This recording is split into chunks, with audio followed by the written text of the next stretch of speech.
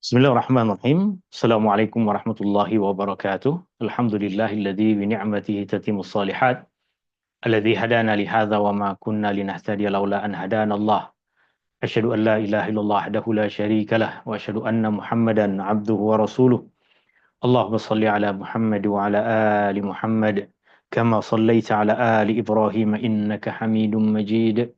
Allahumma barik ala Muhammad wa ala ali Muhammad كما باركت على آل إبراهيم إنك حميد مجيد سبحانك لا علم لنا إلا ما علمتنا إنك أنت السميع العليم اللهم إنا نسألك علما نافعا ورزقا طيبا وعملا متقبلا ربنا آتنا في الدنيا حسنة وفي الآخرة حسنة وقنا عذاب النار وصلى الله على النبي محمد والحمد لله رب العالمين. Tuan-tuan, puan-puan, hadirin yang dirahmati Allah Subhanahu wa taala. Ini adalah perjumpaan kita yang kedua dalam ayat dan hikmah dari surah Al-Ahzab, di mana dalam majlis ilmu kita di petang hari ini kita akan mengupas ayat yang keempat dan ayat yang kelima. Tafsir Al-Imam Ibnu Katsir adalah tafsir yang menjadi rujukan utama dalam majlis ilmu ini, dan saya telah pun kongsikan kepada tuan-tuan dan puan-puan terjemahan ringkasan tafsir Ibnu Katsir untuk ayat yang keempat dan ayat yang kelima. Seperti biasa, dalam majelis ilmu ini, tuan-tuan dan puan-puan boleh bertanya dengan membuka mikrofon tanpa perlu menunggu akhir masa. Bila-bila masa ada soalan yang berkaitan dengan tajuk yang tengah kita bahas, tuan-tuan dan puan-puan boleh terus bertanya, tak perlu tunggu akhir pertemuan nanti, kecuali jika soalannya tak mengena dengan apa yang tengah kita bahas. Kita boleh mulakan majlis ilmu ini dengan membaca Bismillahirrahmanirrahim. Surah Al-Ahzab masuk dalam himpunan surah-surah Madaniyah yang diturunkan di Madinah selepas Rasulullah SAW hijrah. Dalam mushaf Al-Quran ia boleh kita jumpai pada susunan yang ke-33. Tema utama dari surah yang mulia ini adalah berserah diri kepada ketetapan dan syariat Allah.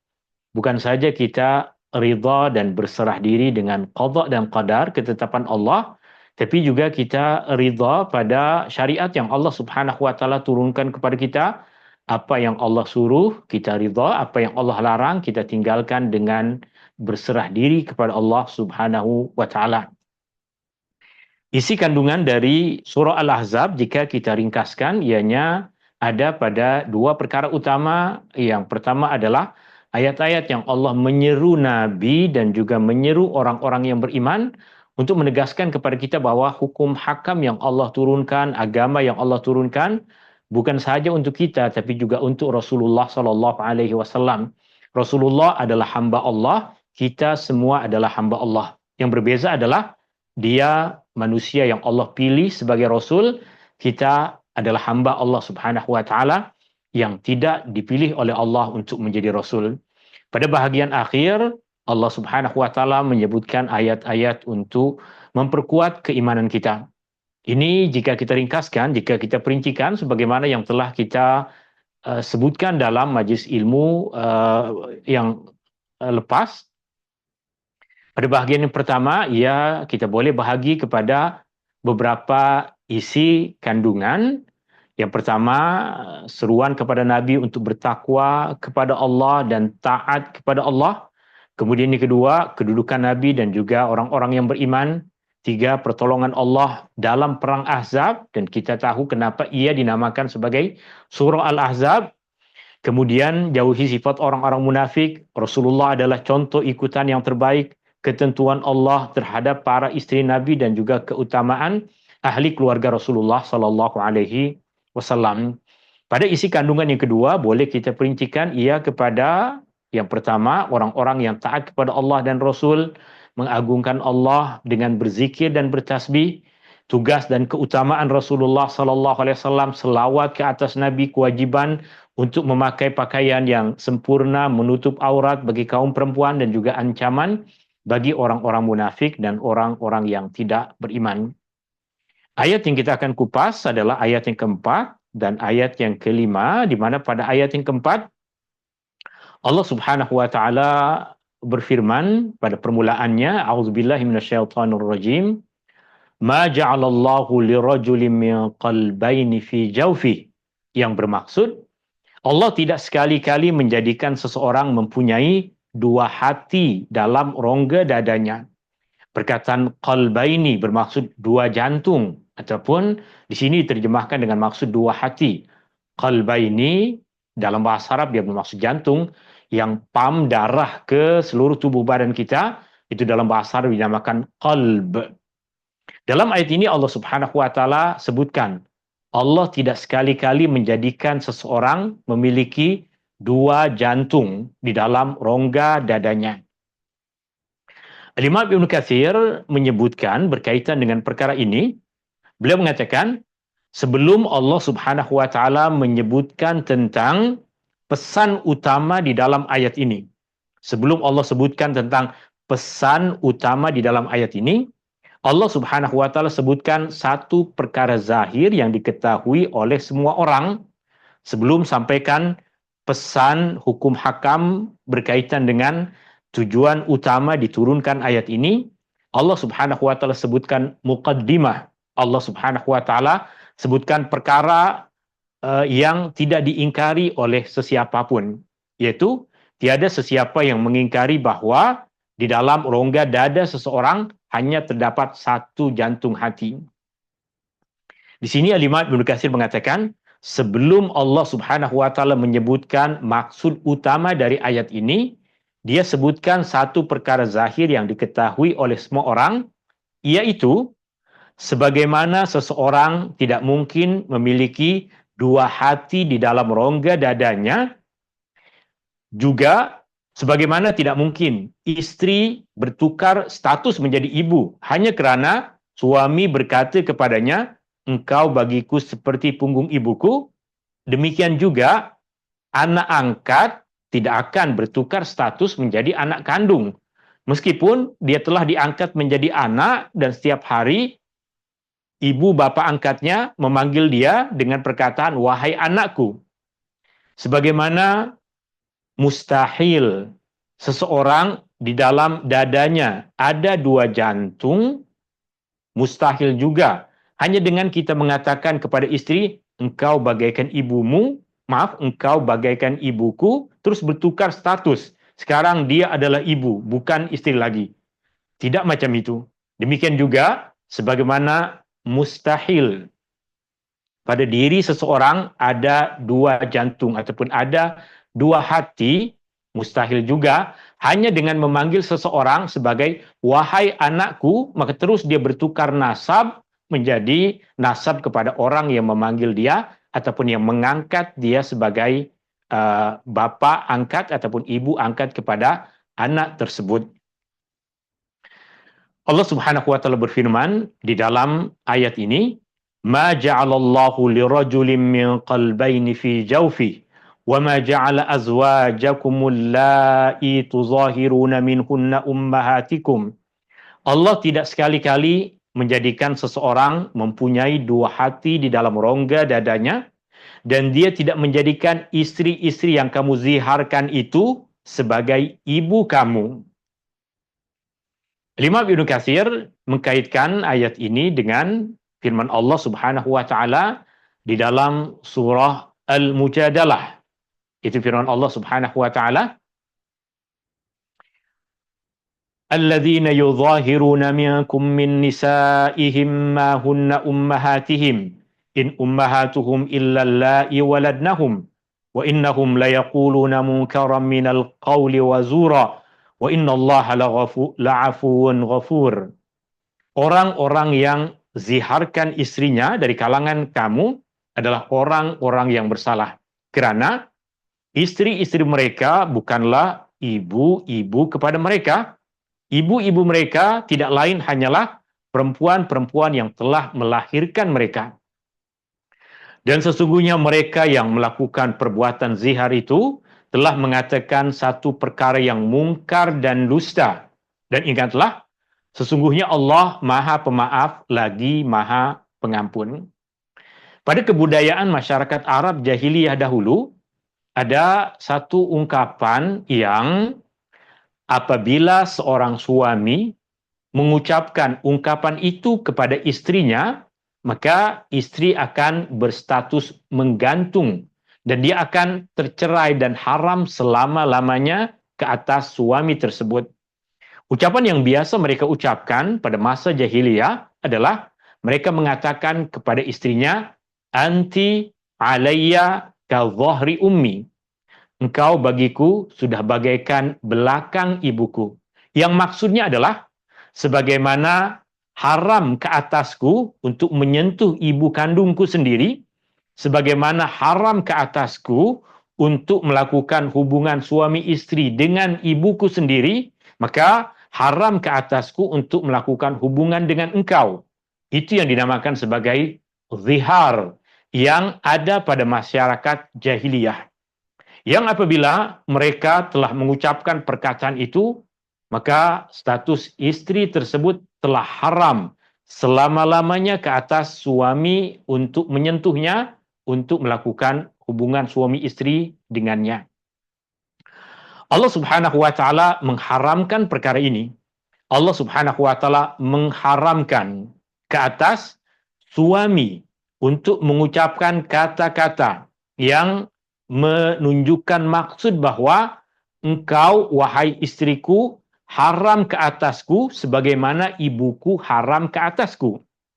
Tak boleh, jika nak cerai, ceraikan saja. Tak perlu melakukan ucapan-ucapan sebagaimana yang diamalkan oleh orang-orang Arab dahulu pada masa jahiliyah. Ucapan ini adalah perkara yang haram yang Allah Subhanahu wa taala sebutkan di dalam ayat ini, wa innahum la yaquluna munkaram minal qawli wa zura. Surah Al-Mujadalah ayat kedua, bukan ayat 47. Kesilapan dalam terjemahan di situ. Di dalam ayat yang kedua, Allah sifatkan apa yang dikatakan oleh suami-suami pada masa jahiliyah ini kepada istrinya, anti alayya ka dhahri ummi, sebagai munkaram minal qawli wa zura, yang bermaksud perkara yang mungkar dan dusta. Perkara yang mungkar dan dusta. Maka kerana ia adalah perkara yang mungkar dan dusta, ia adalah haram untuk diucapkan oleh seorang suami kepada istrinya. Kata-kata yang menunjukkan engkau haram ke atasku sebagaimana ibuku haram ke atasku. Berkaitan dengan perkara ini, tentunya Allah Subhanahu wa taala telah memperincikan hukum hakam ke atas suami yang telah terlajak mengucapkan kata-kata itu kepada istrinya, yaitu mewajibkan mereka untuk berpuasa 2 bulan. Satu kafara yang besar yang Allah Subhanahu wa taala berikan kepada suami yang telah mengucapkan kata-kata dusta ini, yang telah mengucapkan kata-kata mungkar ini, jika dia mahu untuk kembali kepada istrinya sebagai pasangan suami istri. Berkaitan dengan isu ini, tuan-tuan dan puan-puan yang dirahmati Allah Subhanahu wa taala, ada soalan yang masuk kepada saya. Soalan ini disampaikan dalam forum Q&A berkaitan dengan hukum hakam zihar ini. Ada 2 soalan, meskipun soalannya berkaitan dengan surah Al-Mujadalah yang kita dah kupas, tapi kerana dalam surah Al-Ahzab ada kaitannya dengan perkara yang tengah kita bahas ini, soalannya bermaksud, surah Al-Mujadalah memperkatakan tentang suami yang menziharkan istri, dan ini adalah perkara yang dilarang oleh Allah. Soalannya, bagaimana pula jika istri yang menziharkan suaminya? Adakah mengikut hukum yang sama? Jika istri mengucapkan kepada suami tadi yang ada dalam ayat ini dan apa yang ada dalam masyarakat jahiliyah adalah suami yang mengucapkan perkataan itu kepada istrinya. Lalu bagaimana jika istri yang mengucapkan kepada suami? Contoh, istri mengucapkan kepada suaminya, engkau bagiku sudah bagaikan ayah kandungku sendiri. Haram engkau menyentuhku, haram engkau untuk melakukan hubungan suami istri denganku sebagaimana ayahku, bapakku haram melakukan hubungan suami istri denganku. Berkaitan dengan perkara ini, 2 perkara yang perlu kita fahami. Yang pertama, berkaitan dengan haram perbuatan tersebut sama seperti ini. Maknanya, wa innahum la yaquluna munkaram minal qawli wa zura. Apa yang kamu katakan itu, apa yang mereka katakan itu adalah perkara yang mungkar dan perkara yang dusta. Istri yang mengucapkan perkara tersebut, maka dia telah mengucapkan perkara yang mungkar, perkara yang dusta. Apa yang perlu segera dia lakukan, minta ampun kepada Allah, bertaubat kepada Allah, dan meminta maaf kepada suami. Tapi berkaitan dengan hukum hakam, sebagaimana lafaz talak tidak dapat dijatuhkan oleh istri, maka lafaz zihar juga tidak dijatuhkan oleh istri. Jika suami yang melakukannya, maka ia memberikan kesan kepada dua perkara. Yang pertama, dia berdosa. Dan yang kedua, untuk dia kembali lagi sebagai pasangan suami istri, wajib untuk terkena kafarah, yaitu berpuasa 2 bulan. Sedangkan jika istri yang melakukannya, mengucapkan perkataan itu ke atas suaminya, kepada suaminya, maka salah satu dari perkara ini terkena kepada istri tersebut, yaitu dosa. Dosa yang sama seperti yang disebutkan di dalam ayat ini, wa innahum la yaquluna munkaram minal qawli wa zura. Apa yang kamu semua katakan itu, apa yang mereka katakan itu adalah perkara yang mungkar dan dusta. Tapi sebagaimana ucapan talak yang diucapkan oleh istri kepada suaminya tidak memberikan kesan, maka sama juga ucapan zihar tidak membuat istri tersebut telah haram ke atas suaminya dan wajib untuk kafaroh. Tidak, kafaroh hanya ke atas suami yang mengucapkan perkataan itu kepada istrinya. Oke, kemudian soalan yang kedua adalah berkaitan dengan zihar, hanya tertakluk kepada menyatakan sifat fizikal istri dengan perempuan yang mahram baginya, atau termasuk juga sifat-sifat seperti cara bertutur atau cara tertawa dan suara. Zihar hanya berkaitan dengan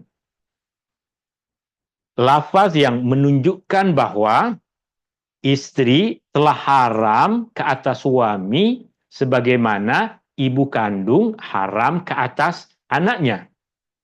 Adapun menyamakan istri dengan ibu kandung kita pada perkara-perkara yang lain yang tak ada kena-mengena dengan melakukan hubungan suami istri.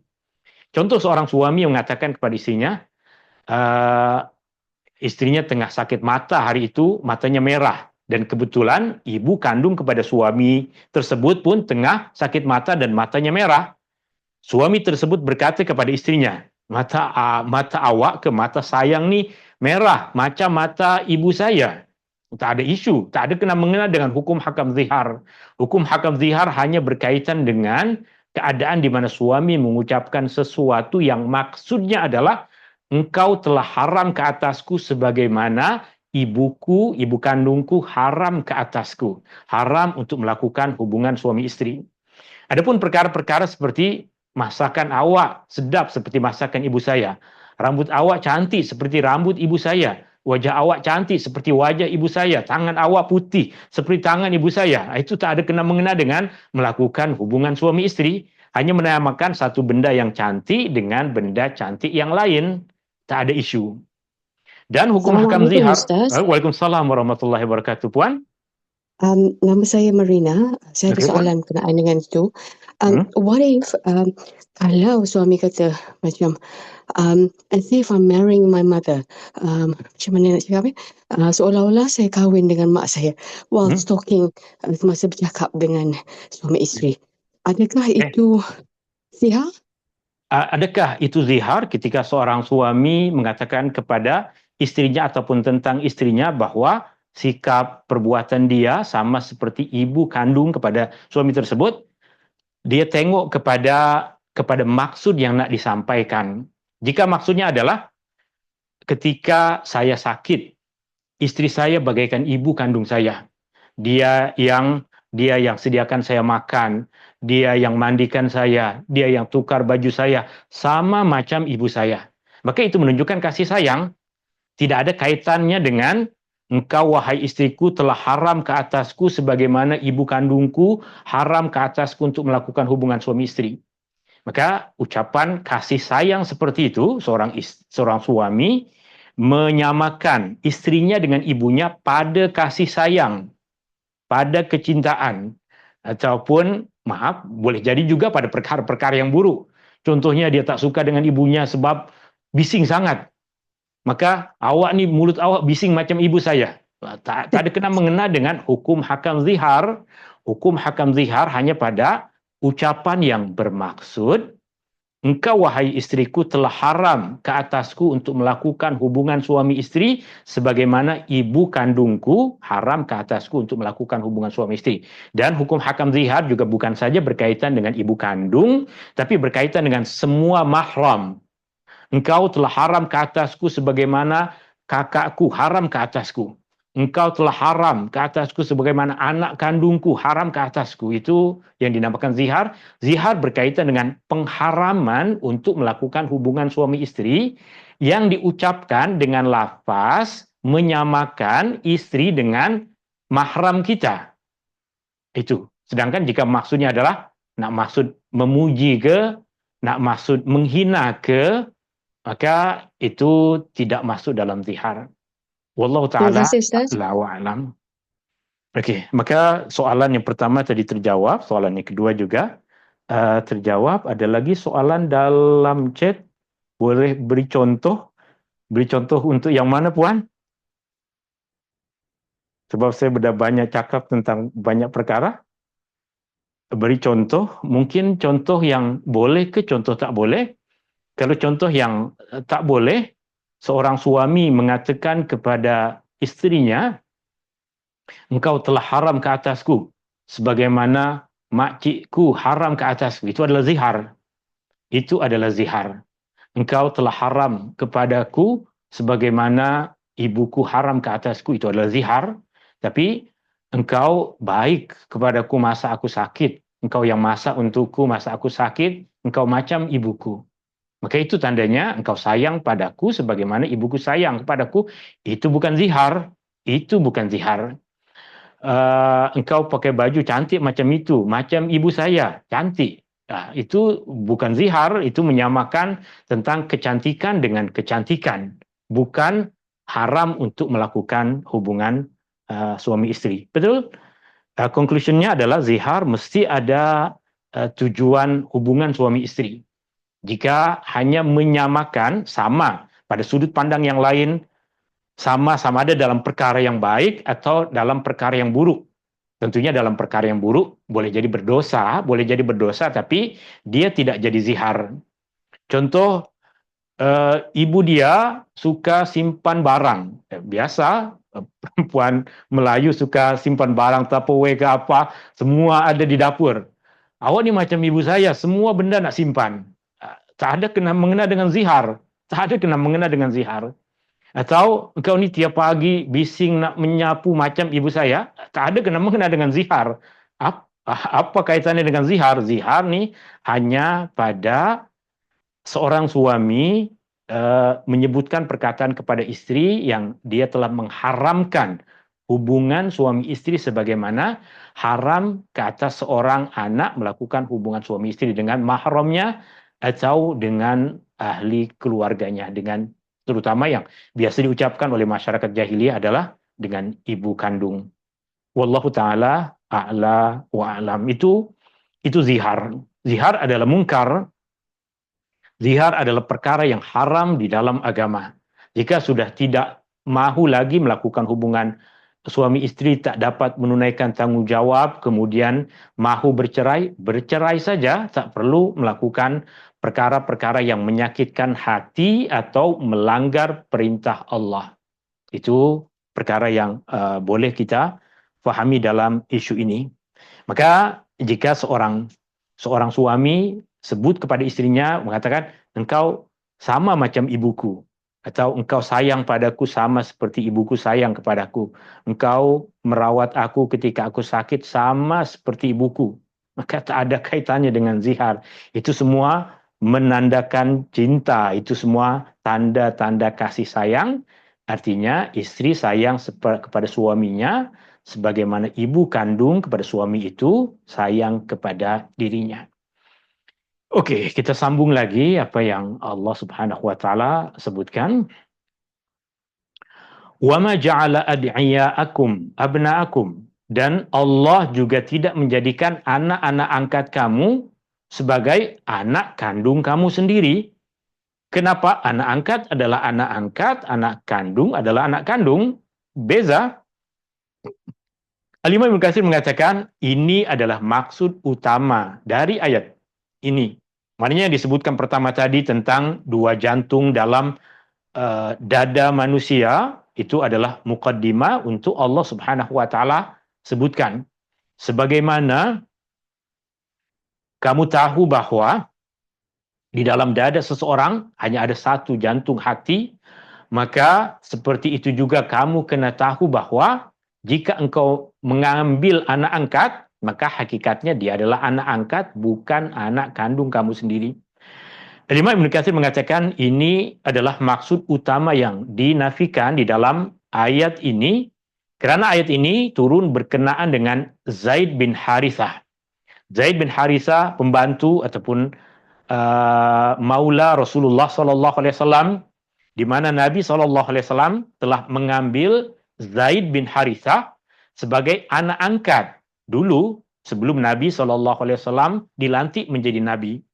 Sehingga pada masa dahulu Zaid dikenal di Mekah sebagai Zaid bin Muhammad. Zaid bin Muhammad. Rasulullah sallallahu alaihi wasallam pada ketika itu belum lagi mendapatkan wahyu Al-Quran.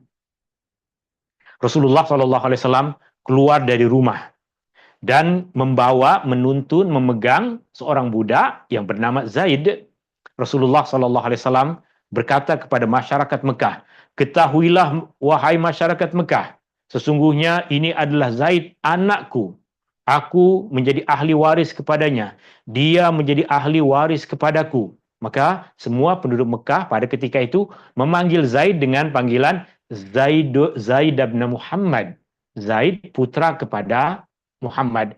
Bukan bermaksud Nabi Muhammad tak ada anak dan tak ada anak lelaki, ada. Tapi dia sayang kepada anak tersebut, maka dia jadikan sebagai anak angkat. Perkara ini kemudian dilarang oleh Allah Subhanahu wa taala. Allah menghendaki untuk memutuskan hubungan nasab dengan cara seperti ini. Maknanya anak angkat adalah anak angkat, tidak akan menjadi bin kepada Muhammad. Zaid tetap bin kepada Harisah. Pasal engkau mahu mengambil anak angkat, maka itu adalah perkara yang dibolehkan. Yang tidak dibolehkan adalah menukar nama ataupun nasab anak tersebut. Dia adalah anak kepada bapaknya. Maka bapaknya akan selama-lamanya menjadi bapak kandung kepada anak tersebut. Itu yang Allah Subhanahu wa taala firmankan di dalam ayat ini, wa ma ja'ala ad'iyaakum abna'akum. Dan dia juga tidak menjadikan anak-anak angkat kamu sebagai anak kamu sendiri. Allah berfirman, "Dzalika qaulukum bi afwahikum." Segala apa yang kamu katakan itu, kamu dakwakan itu mengenai perkara-perkara tersebut hanyalah perkataan kamu dari mulut kamu sahaja, tidak mengubah realiti dan hakikat bahwa anak itu adalah putra kepada ayah kandungnya. Engkau ambil dia sebagai anak angkat, tetap sahaja dia adalah putra kepada bapak kandungnya. Maksudnya, pengangkatan kamu terhadap mereka hanyalah ucapan yang tidak menjadikan mereka sebagai anak kandung yang sebenar.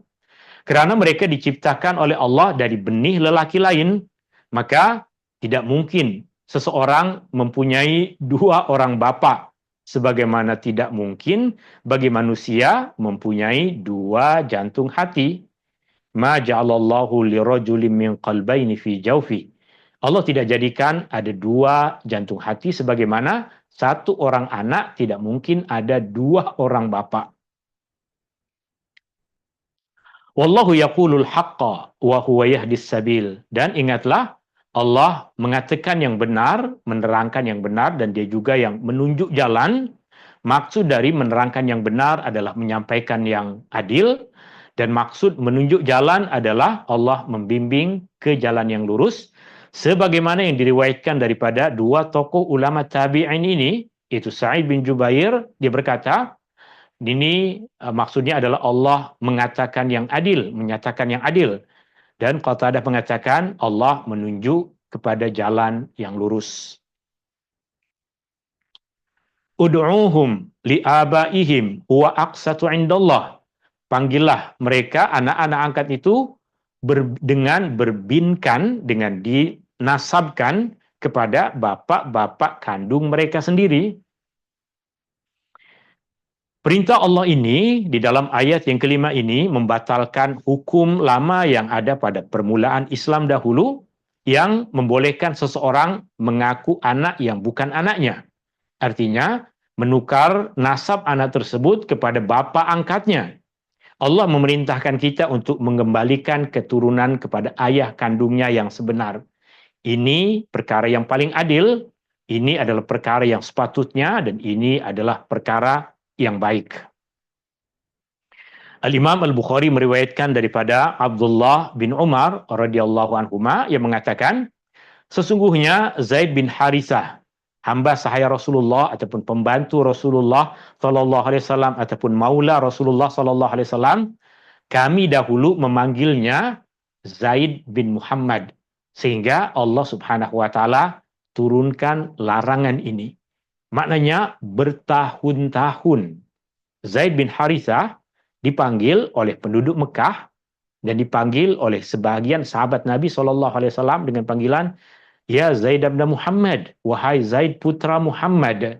Sehingga Allah turunkan di Madinah surah Al-Ahzab yang memerintahkan Rasulullah dan semua orang-orang yang beriman untuk mengembalikan segala kepada bentuk asalnya. Zaid adalah putra kepada Harithah. Maka dia sejak masa itu dikembalikan panggilan dia dan nasab dia kepada nasab asalnya Zaid bin Harithah radhiyallahu anhu. Dan dahulu mereka memperlakukan anak angkat seperti anak-anak sendiri dalam segala hal, termasuk dalam urusan berdua-duaan dengan mahram. Jika dah ambil seseorang sebagai anak angkat, maka terus mereka anggap sebagai mahram. Padahal dalam Islam, anak angkat bukan mahram. Anak angkat adalah anak angkat. Dia tidak akan menjadi mahram.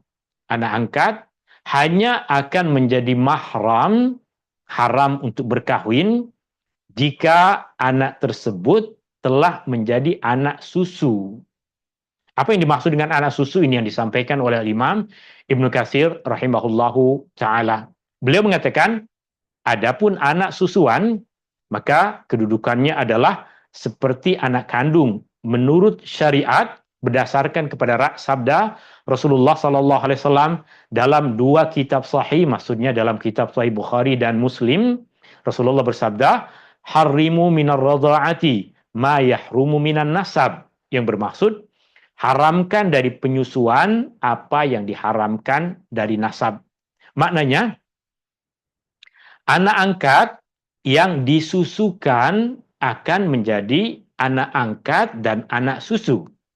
Jika dia sudah jadi anak susu, maka dia sama seperti anak kandung dari sudut pandang mahram. Apa maksudnya?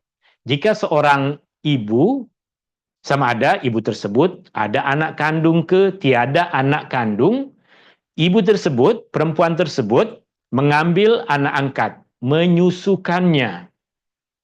Maka dengan dia menyusukan anak angkat tersebut, maka anak angkat tersebut menjadi mahram bagi perempuan itu dan juga menjadi mahram kepada anak-anak perempuan itu. Juga menjadi mahram kepada suami kepada perempuan itu. Jika anak yang disusukan itu adalah anak perempuan, maka suami kepada perempuan yang menyusukan anak itu akan menjadi bapa angkat susu, bapa susu, menjadi mahram. Artinya jika mereka bermusafir berdua ketika dah dewasa nanti adalah dibolehkan. Sebab ini bapa dengan anak. Bapa susu dengan anak susu. Jika anak susu tersebut adalah lelaki, maka ibu yang telah menyusukan dia adalah ibu susu yang mahram kepadanya. Maknanya jika kanak-kanak tersebut telah dewasa, maka dia boleh membawa ibu tersebut, memegang tangan ibu tersebut, mencium dan memeluk ibu tersebut dengan kasih sayang, sebagaimana anak kandung dibolehkan untuk melakukan perkara-perkara seperti itu. Dan juga adik-beradik kepada perempuan yang menyusukan ini adalah mahram kepada dia, sebagaimana ibu saudara dan bapak saudara mahram kepada seseorang. Tapi perlu diperhatikan di sini, anak yang boleh dijadikan sebagai anak susu adalah ketika dia berumur kurang dari 2 tahun. Jika lebih dari 2 tahun, sudah tidak lagi boleh dijadikan sebagai anak susu. Jika umur dia kurang dari 2 tahun, atau maksudnya 2 tahun atau kurang. Contohnya, umur dia adalah 1,5 tahun, diambil sebagai anak angkat, disusukan. Jika perempuan itu boleh menyusukan, jika perempuan yang nak menjadikan dia sebagai ibu angkat boleh menyusukan sebab ada susu, maka boleh dia menyusukannya. Maka dia berstatus menjadi ibu angkat. Ibu angkat dan ibu susu. Tapi jika perempuan yang mahu mengangkat anak angkat tersebut, maaf, sudah tiada susu, maka boleh perempuan tersebut menyuruh adik kandung dia untuk menyusukan budak tersebut, untuk menyusukan kanak-kanak tersebut. Maka sekarang status dari ibu angkat tersebut adalah ibu angkat dan ibu saudara susu. Ibu angkat dan ibu saudara susu. Dia menjadi mahram karena dia adalah ibu saudara susu. Ini perlu tuan-tuan dan puan-puan pahami isu tersebut. Yang menyusukan bukan sahaja dia yang menjadi mahram, tetapi sama seperti anak kandung. Anak kandung kita, siapa mahram dia? Itulah sama mahram dalam kes menyusukan anak tersebut. Syaratnya ada 2. Yang pertama adalah menyusukan kanak-kanak tersebut ketika kanak tersebut belum lebih umur dari 2 tahun. Jika dah lebih dari 2 tahun, maka sudah tidak lagi boleh diangkat sebagai anak susu. Boleh diangkat sebagai anak angkat, tapi tidak jadi anak susu. Dan yang kedua adalah dia kena menyusu sekurang-kurangnya 5 kali dan kenyang. 5 kali ini 1 hari pun dah 5 kali menyusu. 1 kali menyusu di pagi hari pukul 6 pagi menyusu, pukul 9 menyusu, pukul 12 dia menyusu, pukul 3 menyusu, kemudian petang hari menyusu, dah 1 hari pun dah lengkap sempurna menjadi anak susu. Sama ada yang menyusukannya adalah ibu angkat atau yang menyusukan dia adalah adik-beradik kepada perempuan tersebut, sehingga anak tersebut menjadi anak angkat dan menjadi anak saudara susu. Wallahu ta'ala a'la wa alam. Ini berkaitan dengan anak susu. Mereka adalah sama seperti anak kandung menurut kepada syarak. Yang berbeza dengan anak kandung ada pada 2 perkara. Yang pertama, anak kandung adalah ahli waris. Anak susu bukan ahli waris. Perbezaan yang kedua adalah anak kandung adalah orang yang kita jadikan wali dalam pernikahan. Sedangkan ini anak susu bukan. Tapi dalam hal mahram sama seperti anak kandung. Oke, ini berkaitan dengan anak susu. Satu lagi yang disebutkan penting disampaikan oleh Imam Ibnu Katsir adalah memanggil orang lain dengan panggilan wahai anakku. Adakah dibolehkan? Tadi dikatakan Allah menyebutkan dalam Al-Quran, ud'uhum li'abaihim, panggillah mereka dengan nama bapak mereka. Adakah kita tak boleh memanggil orang yang bukan anak kandung kita dengan panggilan wahai anakku? Atau seseorang memanggil kepada yang bukan bapak ataupun bukan ibu kandungnya dengan panggilan wahai ayahku, wahai ibuku, wahai bapakku, wahai ibuku, ya abi, ya ummi, adakah dibolehkan? Jawabannya adalah boleh jika maksudnya adalah panggilan kasih sayang, bukan panggilan untuk menukar nasab. Imam Ibnu Katsir mengatakan, adapun memanggil orang lain yang bukan anak kandung sebagai anak, wahai anakku, wahai anak kesayanganku, meskipun bukan anak, atas dasar penghormatan dan kasih sayang, maka tidak termasuk perkara yang dilarang dalam ayat ini. Karena banyak dalil, di antaranya apa yang diriwayatkan oleh Al-Imam Ahmad dan ahli sunan, kecuali At-Tirmizi, maksudnya ia diriwayatkan oleh Imam Ahmad, Abu Dawud, An-Nasai, Ibnu Majah. Al-Imam At-Tirmizi tidak meriwayatkannya, yang lain meriwayatkan daripada Ibnu Abbas yang berkata, kami datang kepada Rasulullah. Masa Abdullah bin Abbas nih kanak-kanak remaja, Abdullah bin Abbas mengatakan, kami datang kepada Rasulullah Sallallahu Alaihi Wasallam bersama dengan anak-anak kecil Banu Abdul Muttalib, yaitu kaum kerabat Rasulullah Sallallahu Alaihi Wasallam, dengan menunggang keldai dari Muzdalifah. Maknanya tengah musim haji, dari Muzdalifah nak pergi ke Mina. Budak-budak ini datang naik keldai dan berjumpa dengan Rasulullah Sallallahu Alaihi Wasallam. Maka Rasulullah Sallallahu Alaihi Wasallam memukul ringan paha mereka. Budak-budak dipukul, budak-budak tersebut, sebab tidak sepatutnya mereka pergi ke Mina pada ketika itu. Rasulullah berkata kepada mereka, Bunayya atau Abaniya, yang bermaksud wahai anak-anakku, la tarmul jamrata hatta tatlu'a syams, jangan kamu melontar jamrah sehingga terbit matahari.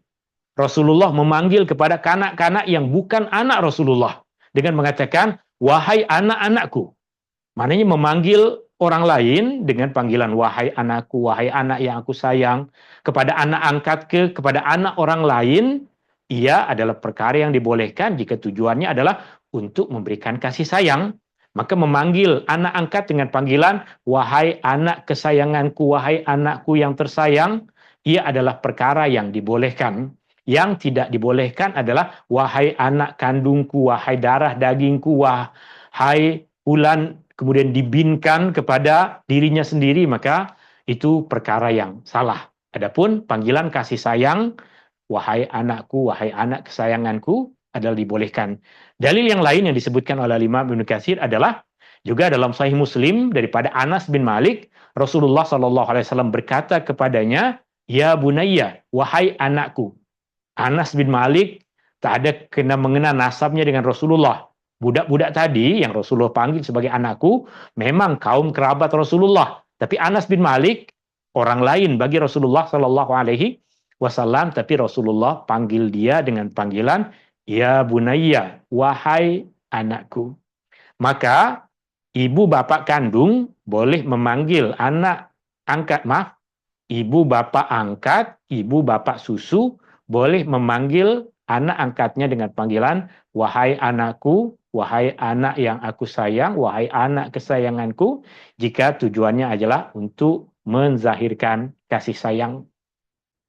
Dan seorang anak boleh memanggil ibu angkatnya dengan memanggilnya ibuku, kepada bapak angkatnya dengan panggilan bapakku, jika maksudnya adalah panggilan penghormatan dan kasih sayang. Wallahu ta'ala a'la wa alam. Kemudian yang terakhir, fa in lam ta'lamu aba'ahum fa ikhwanukum fid dini wa mawalikum. Dalam pada itu jika kamu tidak mengetahui siapa bapak mereka, maka panggillah mereka sebagai saudara-saudara kamu seagama dan juga sebagai maula kamu. Perkataan maula maksudnya adalah penolong.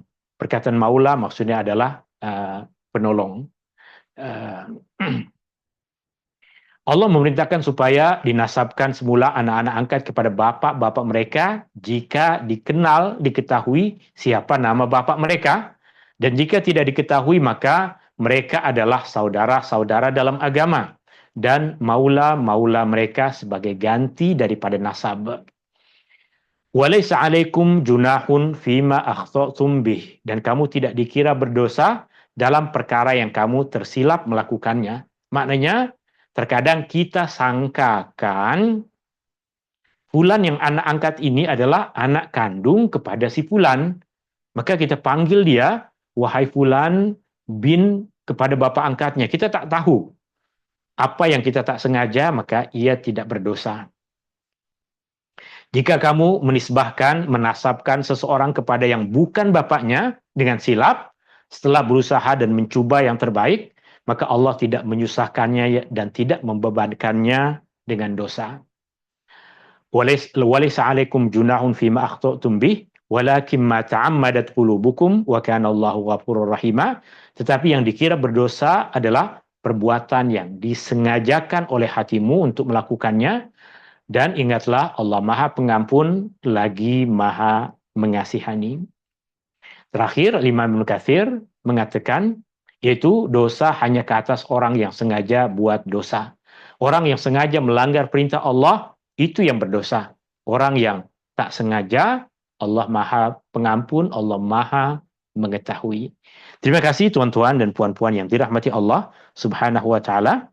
Ini yang boleh saya sampaikan dalam majelis ilmu kita di petang hari ini. Dan terakhir ada beberapa kesimpulan. Nasab, bukan P dengan B sepatutnya.